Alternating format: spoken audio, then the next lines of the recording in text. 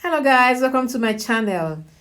Today we are talking about how to create a Gmail account. All you do, you just go to Google and type in create Gmail.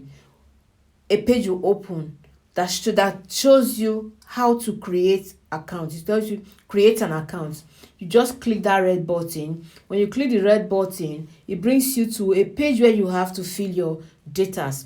After filling your datas, you scroll down, you see where you have to put in your password. You choose a password and confirm it and click next.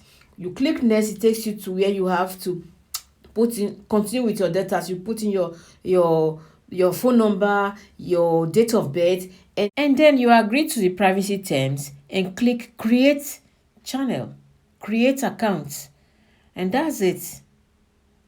By the time you click that button create account, you've already created your account. That's it.